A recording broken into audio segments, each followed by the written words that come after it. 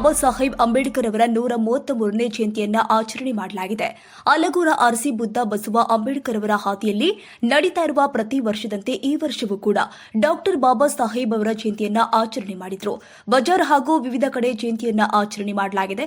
ಇದೇ ಸಂದರ್ಭದಲ್ಲಿ ಯವನಪ್ಪ ಗುಣದಾಳ, ರವಿ ದುಡ್ಡಮನಿ, ಪರಶುರಾಮ್ ಕಾಂಬ್ಳೆ, ರಮೇಶ್ ಬಳಲಗಿಡದ, ಭರತೇಶ್ ಪಾನಕೆನವರ್, ಲಕ್ಷ್ಮಣ್ ಕಾಂಬ್ಳೆ, ಡಾಕ್ಟರ್ ಬಾಬಾ ಸಾಹೇಬ್ ಅಂಬೇಡ್ಕರ್ ಅವರ 133ನೆಯ ಜಯಂತ್ಯೋತ್ಸವದ ಹಾರ್ದಿಕ ಶುಭಾಶಯಗಳನ್ನ ಕೋರ್ತಾ ಇವತ್ತು ವಿಶ್ವದೆಲ್ಲೆಡೆ ಜಗತ್ತಿನ ಎಲ್ಲಾ ರಾಷ್ಟ್ರಗಳಲ್ಲಿ Baba Saheb doctor B R Ambedkar ಅವರ ಜಯಂತ್ಯೋತ್ಸವ ಕಾರ್ಯಕ್ರಮವನ್ನ ಮಾಡ್ತಾ ಇದ್ದಾರೆ.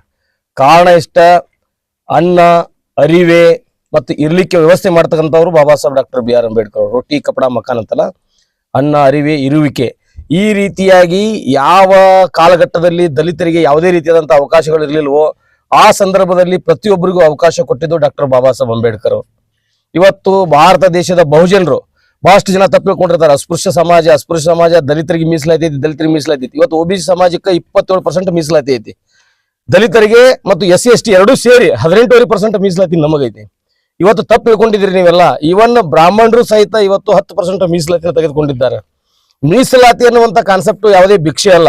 ಮೀಸಲಾತಿ ಅನ್ನುವಂಥದ್ದು ಬಾಬಾ ಸಾಹೇಬ್ ಅಂಬೇಡ್ಕರ್ ನಮಗೆ ಕೊಟ್ಟಿರ್ತಕ್ಕಂಥ ಹಕ್ಕು. ಯಾವ ಸಮಾಜವನ್ನ ಶತಮಾನಗಳಿಂದ, ಸಾವಿರಾರು ವರ್ಷಗಳಿಂದ ಉದ್ಯೋಗದಿಂದ ವಂಚಿತ ಮಾಡಿದ್ರಿ, ಶಿಕ್ಷಣದಿಂದ ವಂಚಿತ ಮಾಡಿದ್ರಿ, ಸಕಲ ಸೌಲಭ್ಯಗಳಿಂದ ವಂಚಿತ ಮಾಡಿದ್ರಲ್ಲ, ಅಂತ ಸಮುದಾಯಗಳಿಗೆ ಅಂಬೇಡ್ಕರ್ ಸಾಹೇಬರು ಆ ಸಮುದಾಯಗಳನ್ನ ಮ್ಯಾಗ ಎತ್ತಲಿಕ್ಕೆ ಕೊಟ್ಟಿರ್ತಕ್ಕಂಥ ಒಂದು ಅಸ್ತ್ರ ಏನಪ್ಪಾ ಅಂದ್ರೆ ಅದು ಮೀಸಲಾತಿ ಐತಿ. ಇವತ್ತು ಮೀಸಲಾತಿ ಮುಗಿಸ್ಬೇಕು, ಮೀಸಲಾತಿ ತೆಗಿಬೇಕಂತ ಎಷ್ಟೋ ಹುನ್ನಾರ ಮಾಡಿದ್ರು ಅವರು. ಆ ನಂತರ ತಾವೇ ಮೀಸಲಾತಿನ ತೆಗೆದುಕೊಂಡ್ರು. ಅದಕ್ಕೆ ಬಾಬಾ ಸಾಹೇಬ್ ಅಂಬೇಡ್ಕರ್ ಅವರು ಒಬ್ಬ ವ್ಯಕ್ತಿ ಅಲ್ಲ, ಒಂದು ಶಕ್ತಿ. ಅದು ಬಾಬಾ ಸಾಹೇಬ್ ಅಂಬೇಡ್ಕರ್ ಕೇವಲ ಮಾತ್ರ ದಲಿತರಿಗೆ ಸೀಮಿತ ಅಲ್ಲ. ಬಾಬಾ ಸಾಹೇಬ್ ಅಂಬೇಡ್ಕರ್ ಇಡೀ ಭಾರತ ದೇಶಕ್ಕೆ ಸೀಮಿತ. ಭಾರತ ದೇಶದ 130 ಕೋಟಿ ಜನರಿಗೆ ಬಾಬಾ ಸಾಹೇಬ್ ಅಂಬೇಡ್ಕರ್ ಆರಾಧ್ಯ ದೈವ ಅವರು. ಯಾಕಂದ್ರೆ ಇವತ್ತು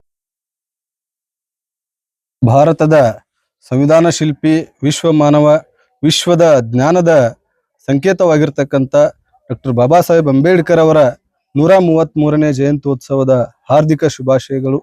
ಇಂದು ಜಮಖಂಡಿ ನಗರದ ಭರತೇಶ್ ಪಾನಕ್ನವರ ಒಂದು ನಿವಾಸದಲ್ಲಿ ಅವರೆಲ್ಲರ ಕುಟುಂಬಸ್ಥರು ಸೇರಿ ಹಾಗೂ ದಲಿತ ಮುಖಂಡರುಗಳು ಸೇರಿ ಅಂಬೇಡ್ಕರ್ ಅವರ ಒಂದು ಜಯಂತ್ಯೋತ್ಸವವನ್ನು ಅತಿ ವಿಜೃಂಭಣೆಯಿಂದ ಆಚರಿಸಿದ್ದೇವೆ. ಯಾವುದೇ ಒಂದು ಆಡಂಬರ ಇಲ್ಲ, ಒಂದು ಡಾನ್ಸ್ ಇಲ್ಲ, ಒಂದು ಕುಣಿತ ಇಲ್ಲ. ಡಾಕ್ಟರ್ ಬಾಬಾ ಸಾಹೇಬ್ ಅಂಬೇಡ್ಕರ್ ಅವರ ಒಂದು ವಿಚಾರಧಾರೆಯನ್ನು ಅರಿತು ಅವರ ಒಂದು ಬದುಕಿನ ಸ್ಫೂರ್ತಿದಾಯಕ ಘಟನೆಗಳನ್ನ ಮೆಲುಕು ಹಾಕುತ್ತಾ ಈ ಜಯಂತ್ಯೋತ್ಸವವನ್ನು ಆಚರಿಸಿದ್ದು ಅತಿ ವಿಶೇಷವಾಗೈತಿ.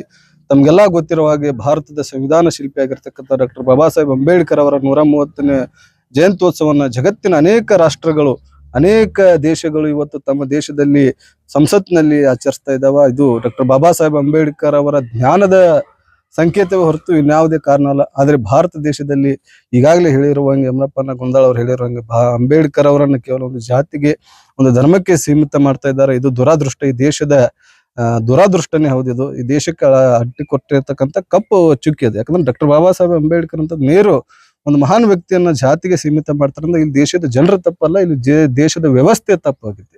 ಸೊ ಡಾಕ್ಟರ್ ಬಾಬಾ ಸಾಹೇಬ್ ಅಂಬೇಡ್ಕರ್ ಅವರ ಒಂದು ಸಂವಿಧಾನದಡಿ, ಕಾನೂನಿನಡಿ ಏನು ಭಾರತ ದೇಶ ನಡೀತೈತಿ, ಸುದೀರ್ಘವಾಗಿ ನಡೀತೈತಿ.